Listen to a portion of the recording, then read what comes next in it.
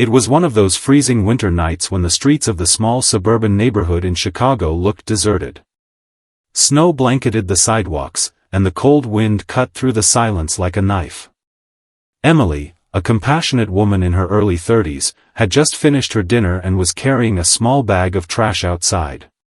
She tightened her coat around herself, feeling the icy air sting her cheeks. As she walked toward the trash bin near her apartment steps, she noticed something unusual, something small and still lying in the corner. Her footsteps slowed. At first, she thought it was just an abandoned bundle of clothes or maybe a bag someone had dropped. But something about the way it was positioned caught her attention. She moved closer, her breath fogging in the night air. Her heart began to race. There, barely shielded from the freezing wind, was a tiny bundle wrapped in a thin, faded blanket. Emily bent down, and when she gently pulled back the fabric, her eyes widened in shock. It wasn't clothes or trash. It was a baby. The infant was shivering, his little face pale from the cold, his lips trembling as he let out weak, muffled cries. Emily gasped, her hands shaking as she quickly scooped him up into her arms.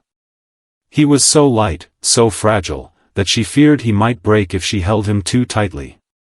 As she hugged him against her chest for warmth, her eyes fell on a small piece of paper tucked inside the folds of the blanket. She carefully pulled it out, her heart pounding. Unfolding the crumpled note with trembling fingers, Emily read the words scrawled in hurried handwriting, "Please take care of my baby. I can't give him the life he deserves." The message was short but filled with pain, and it broke Emily's heart instantly. Her eyes blurred with tears as she looked back at the helpless child in her arms. Questions flooded her mind. Who had left him here? Why couldn't they keep him? What kind of desperation must have driven a mother to leave her baby out in the cold? Emily hurried back inside her warm apartment, clutching the child tightly to her chest. She quickly wrapped him in one of her thick wool blankets and sat down by the heater, trying to warm his freezing little body. The baby whimpered softly, his tiny fists opening and closing, his breath shallow but steady. Emily stroked his hair, whispering softly, "You're safe now, sweetheart. I won't let anything happen to you." Her tears fell onto the blanket as she rocked him gently, overcome with emotions she couldn't explain. She grabbed her phone with one hand and dialed 911, explaining the situation with urgency. The operator's voice was calm yet concerned, assuring her that help was on the way. As she waited, Emily couldn't stop staring at the baby. His innocent face, so vulnerable and pure, stirred something deep inside her. She had always dreamed of being a mother one day, but life hadn't given her that chance yet. And now, here in her arms, was a child who needed her more than anything. The minutes felt like hours until finally, the sound of sirens approached in the distance. Emily opened her apartment door carefully, still holding the baby close, and waved to the police officers and paramedics rushing toward her. One officer, a kind-faced man in his 40s, immediately softened when he saw the child in Emily's arms. "You did the right thing, ma'am," he said gently. "If you hadn't found him when you did, he might not have survived the night." Emily felt a chill run down her spine at the thought, holding the baby even closer. The paramedics checked the infant quickly, ensuring he was breathing well and slowly regaining warmth. Emily handed him over reluctantly, her arms feeling strangely empty without his little body nestled against her. But she stayed close, refusing to let him out of her sight. As one of the officers unfolded the note Emily had found, his face shifted from stern professionalism to visible sorrow. He read it aloud quietly to his partner, and both men exchanged a look that said everything: pain, understanding, and heartbreak for the unknown mother who had left her child behind. Emily felt a storm of emotions inside her: anger toward the situation, sadness for the mother's pain, and overwhelming love for the baby. She asked the officers if they knew what would happen to him, and they explained he would be taken to the hospital for care and then placed under protective custody. Emily nodded, but deep down, she felt an ache. Something inside her whispered that she wasn't meant to just let him go, that maybe fate had placed this child in her path for a reason. As the ambulance drove away into the snowy night, Emily stood at her door, tears streaming down her face. The baby's faint cries still echoed in her heart, and the words from the note replayed in her mind. "Please take care of my baby." She knew she had only been a stranger passing by, but at that moment, she felt chosen to protect, chosen to love, chosen to give hope. And though she didn't know what the future would hold, she silently promised that little boy that she would never forget him, no matter what. The following morning, Emily couldn't shake the memory of the baby's tiny face. Even as she sat at her kitchen table with a warm cup of coffee, her mind kept replaying the moment she had lifted him from the freezing snow. The silence of her apartment felt heavier than usual, as if something was missing. She stared out the frosted window, watching neighbors shovel snow from their driveways, but her thoughts drifted back to the little boy in the hospital. She whispered to herself, "I hope you're safe, little one." Unable to ignore her heart, Emily decided to visit the hospital. She bundled up and drove through icy streets, her hands gripping the steering wheel tightly. As she walked into the children's ward, her heart pounded. She found the room where the baby was being cared for. He lay peacefully in a crib, tiny chest rising and falling, his skin now pink and warm. Relief washed over her. A nurse smiled, noticing Emily's expression. "You must be the woman who found him," she said kindly. Emily nodded, her eyes fixed on the baby. The nurse explained that the baby was recovering well and had been given formula, warm blankets, and proper care.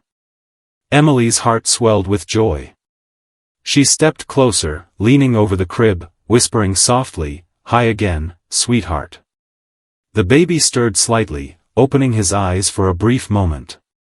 That single glance pierced her heart. She had never felt such a deep connection so quickly. It was as though the child recognized her, as though fate had woven their paths together long before that night. Emily's eyes brimmed with tears. Soon, a social worker entered the room to discuss the next steps. Emily listened as they explained that the baby would likely be placed in foster care until more permanent arrangements could be made. The words cut into her heart like a blade. The thought of this fragile child being passed from one home to another tore her apart. She hesitated for a moment, then asked the question that had been burning in her mind all morning, Is there a way I can apply to foster him?" The social worker paused, surprised, then smiled gently. "If you're serious, yes. But it's a process. Background checks, home visits, interviews, it takes time." Emily nodded firmly, her heart racing. "I don't care how long it takes. I just can't let him feel abandoned again." Her voice cracked, tears slipping down her cheeks. The social worker placed a hand on her shoulder, moved by her sincerity. "Then maybe this little boy has already found his miracle." Emily looked back at the baby, whispering a silent promise that she would fight for him. Over the next several weeks, Emily's life changed completely. Her once quiet apartment was filled with the sound of baby supplies arriving, cribs, blankets, tiny clothes, bottles. She attended meetings, filled out forms, and endured long interviews. Friends questioned her decision, reminding her she was single and her life would never be the same. But Emily only smiled, brushing off their doubts. "He needs me," she would reply softly. Every night, she looked at the photo she had taken of him in the hospital, reminding herself that love was worth every challenge. Finally, the day came when the baby was released into her care. Emily's hands trembled as the social worker placed the child in her arms officially. He looked healthier now, with rosy cheeks and bright eyes. Emily kissed his forehead, whispering, "Welcome home, little one." She named him Noah, symbolizing hope after a storm. That evening, as she rocked him in his new nursery, Emily felt a peace she hadn't known in years. Her once empty apartment was now alive with purpose, her heart fuller than she had ever imagined. Weeks turned into months, and the bond between Emily and Noah deepened. She learned his little quirks, how he scrunched his nose when he was sleepy, how he loved the sound of lullabies, how his smile could light up a room. Neighbors and friends began to admire Emily's devotion. Even strangers at the grocery store would pause to smile at Noah, often telling her, "You two look like you belong together." Each time, Emily's heart swelled with gratitude, knowing she had made the right choice. But late at night, when the world was quiet, Emily sometimes thought about Noah's biological mother. The note haunted her. What pain had she carried to make such a heart-wrenching decision? Emily wished she could tell her that her baby was safe, loved, and cherished beyond words. She prayed for her, hoping she had found some peace. And though she might never know the truth, Emily knew one thing with certainty: Noah would never have to feel abandoned again. He would grow up knowing unconditional love. 1 year later, Emily finalized Noah's adoption. The courtroom was small, filled with supportive friends and family. As the judge signed the papers, Emily held Noah tightly, tears streaming down her cheeks. The judge smiled warmly. "Congratulations. He is officially your son now." Applause filled the room, but all Emily could hear was her own heartbeat, overflowing with joy. She whispered into Noah's ear, "We did it, baby. We're a family now." And in that moment, Emily realized that sometimes life gives us the most beautiful gifts in the most unexpected ways.